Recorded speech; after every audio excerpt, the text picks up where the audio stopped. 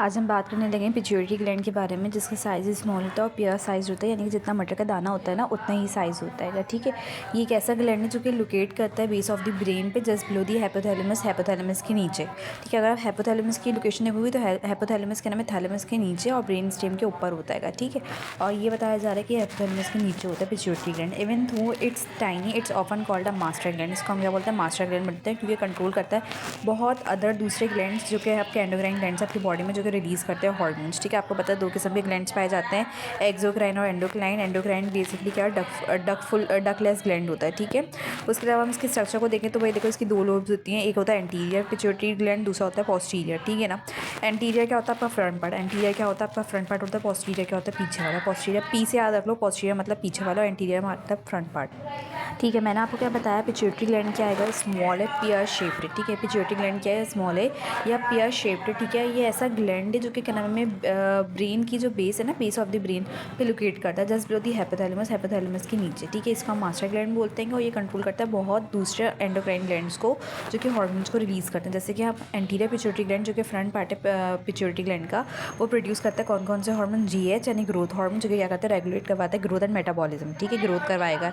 ठीक है, और थायराइड स्टिमुलेटिंग हार्मोन क्या होगा? थायराइड को स्टिमुलेट करवाएगा। ठीक है ना, फिर एड्रीनोकॉर्टिकोट्रोपिक हार्मोन, ये कौन सा स्टिमुलेट करवाएगा? एड्रीनल ग्लैंड को, जो कि किडनी के ऊपर होता है। फिर आपके पास क्या आएगा? फिर आपके पास है प्रोलैक्टिन, जो कि क्या नाम है, प्रोमोट करता है मिल्क प्रोडक्शन, जो कि फीमेल्स में। ठीक है, उसके अलावा अगर आप देखो यहाँ पे तो उसके बाद आपके पास फॉलिकल स्टिमुलेटिंग हार्मोन और ल्यूटिनाइजिंग हार्मोन, ये रेगुलेट करवाता है रिप्रोडक्शन।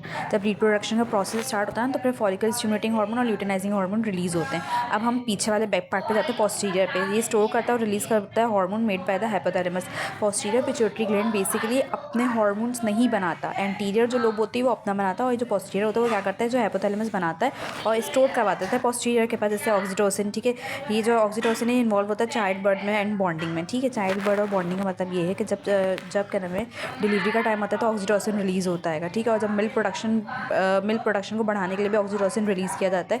तो बेसिकली इसको हम बॉन्डिंग के लिए इसलिए बोलते हैं कि ये मदर और चाइल्ड के दरमियान में बॉन्डिंग का काम करता है, कुर्बत का काम करता है। फिर उसके बाद क्या है? वेजोप्रेसिन। ठीक है, एंटी डायूरेटिक हार्मोन एडिएट, वेजोप्रेसिन भी बोलते हैं, एंटी डायूरेटिक हार्मोन भी बोलते हैं, कंट्रोल करता है water balance in the body.